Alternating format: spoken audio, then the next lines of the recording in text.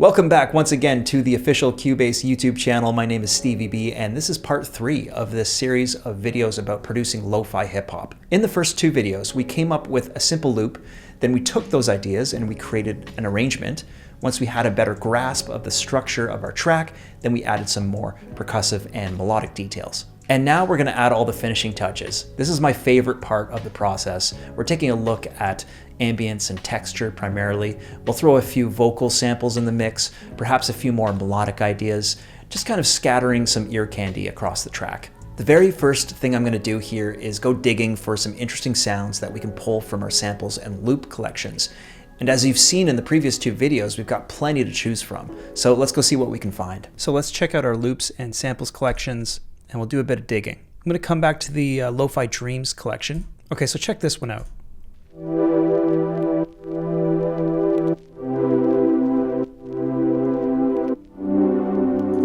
Now, as a loop, that's not gonna really do us any good, but I like the texture, the way that synth sounds, and it's not in the right key either. We can transpose it, that's fine. But let me just see if I could maybe just slice out the first bit of that loop and use it to texturize one of our chords. Probably just do the first chord of the progression. I'm gonna drag this in here. Okay, let's drag everything back. Just wanna capture this first chord. Might drag the whole sample back here just a little. Let's draw on a fade and listening. Okay, so obviously that doesn't work in the key, but if we transpose this down, then all of a sudden it starts to sound pretty cool. And bringing down the gain. Now we'll probably add a bit of reverb to that later, but I'm gonna keep that there. That works. And in fact, I'll probably just copy this out to the first chord of each progression. Let's bring it over to our other chorus as well. And that is basically the process of texturizing. Now I'm gonna repeat this process a few times, and this to me is what texturizing looks like. Just adding little bits and pieces of ear candy at the right place and time does a whole lot to elevate the vibe. So what else do we got? Kind of like the way that sounds. Let me drag this in. And again, I'm just gonna cut out this first bit of the loop. Let's draw on a fade as well. And the question is always where to put it. I'm trying a few different things here. Let's try something like this.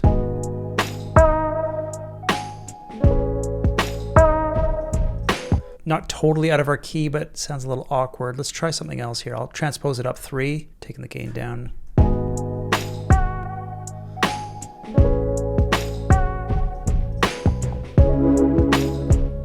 And let's copy these out here. Copying out to our first chorus. This piano loop sounds pretty cool.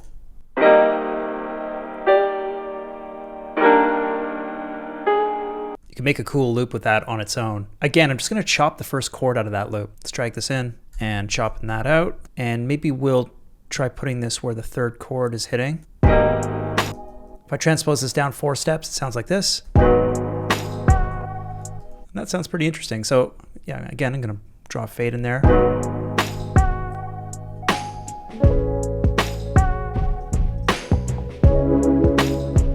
So we're getting somewhere with this ear candy. Might not sound totally developed yet, but we haven't even applied any processing yet. So at this point, I'm just throwing ideas down, trying not to overthink it. And maybe let's search for some vocal stuff. I'm gonna switch over to the Bloom collection. There's tons of vocals in here. Something like this could be cool. I think that's in our key as well. I'm gonna drag that in here. I feel like we could fit that in at the end of our progression. Yeah, that kind of works well. I'm gonna time stretch this just slightly, and I'm just gonna throw this right on the grid here. Just listening to how that sounds. Yeah, I like that. Let's see what else we got in the way of vocals. I like this one here. In my mind.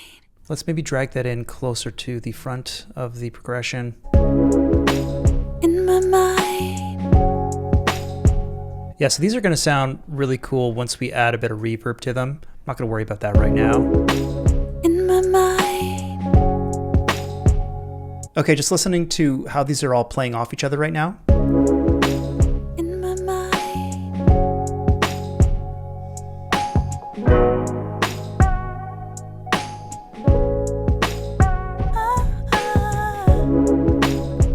Yeah, those are super vibey. Again, they sound a little awkward, dry, but we'll fix that later when we get to the mixing stage. So I'm going to copy these 3 guys out and once more to our first chorus here. Just going to color code these quickly. We'll make the vocals purple. Ambient one shots can be blue. So yeah, tons of vocal stuff from the Bloom collection. I love throwing those vocal details into a track like this. It just adds a lot of dimension to everything. So I'd also like to add some subtle harmonic movement in certain sections. And maybe we could start with this breakdown section. We're kind of switching gears there. And again, I'm always thinking of ways that we can make each section unique. And this would be a great place to introduce something new. So I don't know, let's try pulling up our Retrologue synth and see if we can find an interesting patch to play with. I love the way this big wave patch sounds.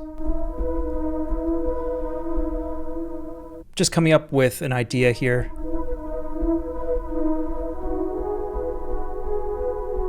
It has almost like a synthwave vibe to it, but really cool retro sound. I'm going to put this down quickly. Here we go.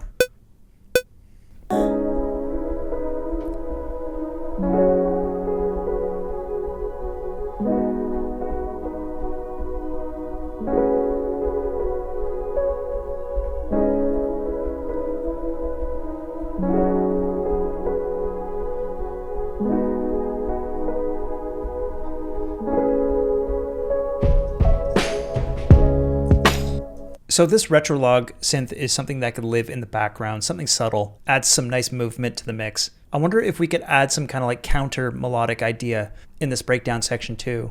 I'm hearing like a glockenspiel or like a celesta. I'll bring up HALion here. We actually have a celesta patch here in HALion. Let's see how this sounds.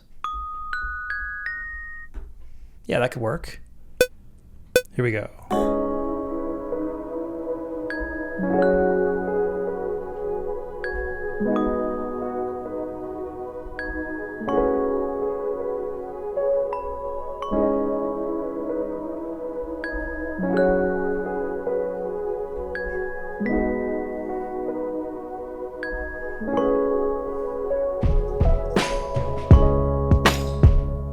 Cool, I like that. Let's copy that over. Okay, I got a few more interesting ideas to throw into the session. One thing we haven't checked out here is Padshop, and this might actually come in handy. I'm hearing some kind of like floating energy in the last chorus. Just some ambient energy to dangle in the stratosphere of our mix. So this patch, Age of Solitude from Padshop here, might do the trick. It's really low in the mix right now, but it's gonna add some cool flavor to this last chorus. Let's put this idea down. Here we go.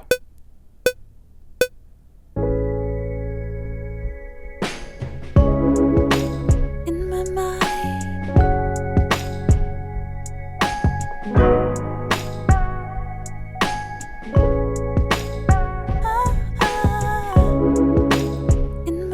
So I'm just gonna copy this MIDI out for the last half of the chorus. And yeah, I think that's gonna work.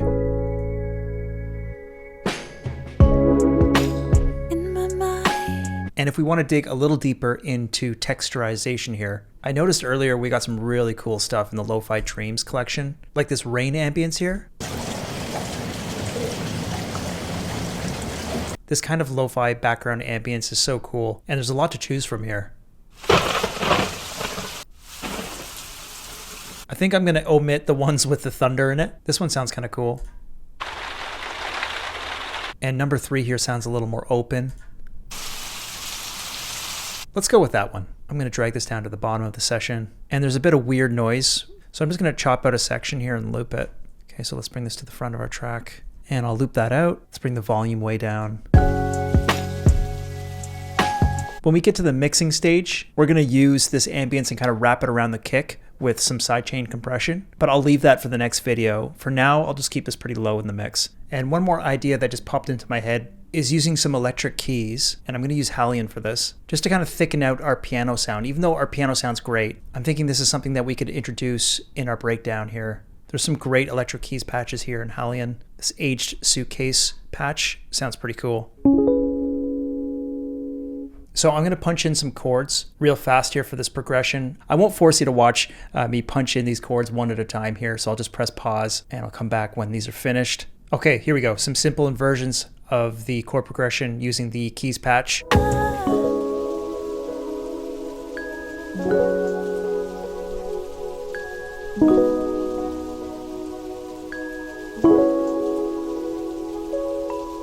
Copy those out, and again copy them out to our last chorus. I'm thinking for this pre-chorus section we probably left a little bit too much out, So maybe what I'll do is I'll copy out these ear candy one shots and place them in our build up, but I'll save the vocals for the last bit. And I wasn't going to do this originally, but I think I got to copy this cool retro patch here out to the last chorus as well. And one idea that just popped into my head as well is adding a ride cymbal, maybe instead of these hi-hats, just to change things up. Let's pop another groove agent into the mix here. Cubase has so many great sounding acoustic kits. I'm using one here called Passion and Respect, and I just want to use this ride cymbal.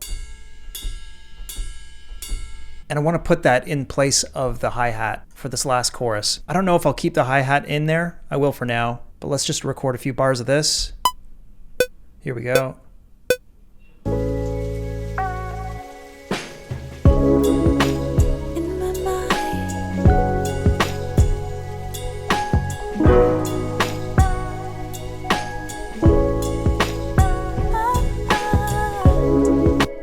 I'll just make sure to color this orange along with the rest of the percussive stuff. And that sounds to me like it could live alongside our hi-hat without any issue. And just gonna stay organized. I'm gonna color these electric keys red. The Padshop and the Retro Big Wave, I'm gonna color those green. We'll make our celesta purple. And one last thing we need here is some kind of like transition energy to take us into these chorus sections. Something like this chime sweep. That sounds a little abrasive on its own, but at low volume, maybe with a bit of reverb, I think it could work. Let's pull that in and let's line it up with bar 29, start of our chorus here. Let's look at where the sample is the loudest, around there. I'm gonna draw a fade in. Let's bring the gain way down.